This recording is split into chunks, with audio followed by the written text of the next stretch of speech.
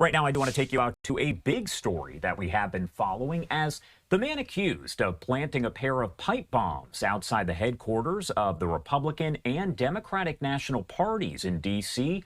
reportedly confessed during an hours-long interview with investigators. During Friday's initial court appearance for Brian Cole, a federal prosecutor explained that law enforcement spoke with the 30-year-old suspect for more than 4 hours, with different sources there telling the Associated Press the Virginia man confessed to the crime. Those sources claiming that Cole indicated he believed the 2020 election was stolen from President Trump and expressed that he supports the former and now current president. I do want to note this is coming from the Associated Press and Fox News, but the details not confirmed by either the prosecution or the defense.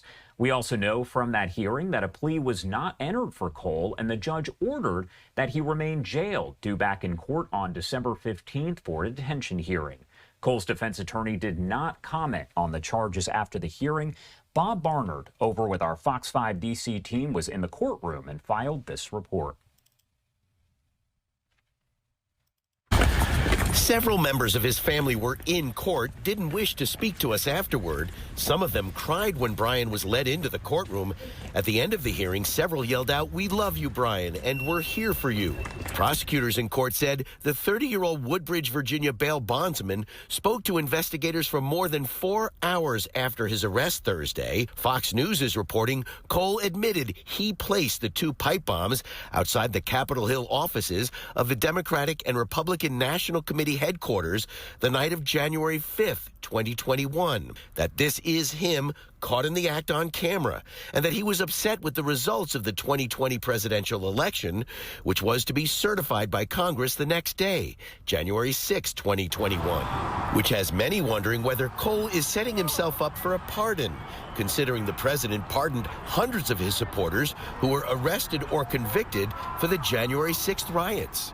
The president certainly pardoned a lot of people who were involved in the actual January 6th takeover of the Capitol, which some would argue was far more serious than what this gentleman did. The FBI says Brian Cole purchased the ingredients for the pipe bombs at local Home Depot, Lowe's, and Walmart stores, that his car was captured by a license plate reader on Capitol Hill the night of January 5th, and that his cell phone was also traced to the 2 locations repeatedly that night. And certainly one of the biggest and most important aspects of the investigation, which is still ongoing, I'm sure, even though they have the alleged perpetrator, is did he act alone? Did he have help?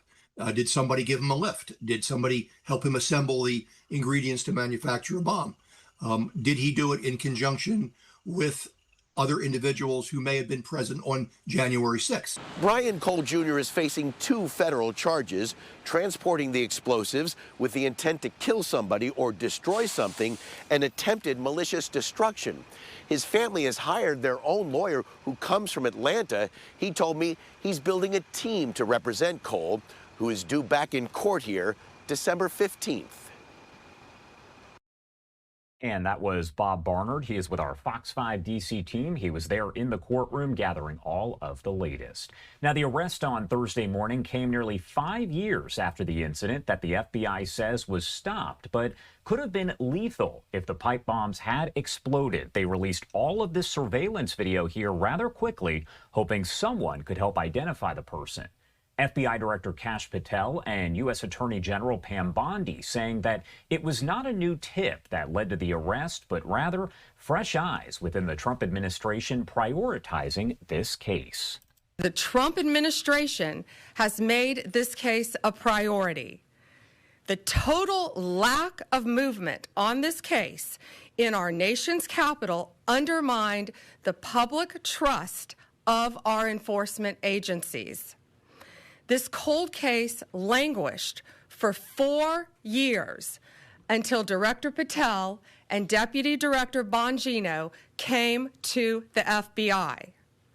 The FBI, along with U.S. Attorney Pirro and all of our prosecutors, have worked tirelessly for months, sifting through evidence that had been sitting at the FBI with the Biden administration for 4 long years. Let me be clear, there was no new tip. There was no new witness, just good, diligent police work and prosecutorial work. All right, and of course, that was Attorney General Pam Bondi holding a news conference alongside the FBI Director Kash Patel on Thursday. Now, I do want to talk more about where the legal process does head from here. We have Sky Lazaro, criminal defense attorney, joining us now live to discuss just that. Sky, thank you so much for taking the time to be here. Yeah, thanks for having me this morning. Of course. And first off, I do want to start by asking you about the general charges that this suspect does face, Brian Cole, all related to explosives, but we know that more charges are possible here. Can you break that down for folks out there? Yeah, that's correct. So what he's charged with right now is the possession of explosives with the intent to either injure or kill someone, and then the destruction of property at both of these buildings. There could potentially be more charges coming. I think that will depend on the investigation and really maybe what came out of that debrief that he did with the FBI. And of course, I do want to pop up some of the video right here that we were provided showing essentially the aftermath after the arrest had been made. We saw these search warrants that were executed there at the home of the suspect over in Virginia. We know that several warrants were executed there. Now, the Associated Press reporting and citing law enforcement sources that Cole did confess during this hours-long interview that he had with law enforcement. Generally speaking, how does a confession affect the legal process as it does play out? You know, it really hampers the defense and what they can do. I would expect his attorneys to try to get this thrown out or suppressed in some sort of way, that it wasn't knowing involuntary or he was coerced or something along those lines, because the most powerful thing the government has in a prosecution are the defendant's own words against them.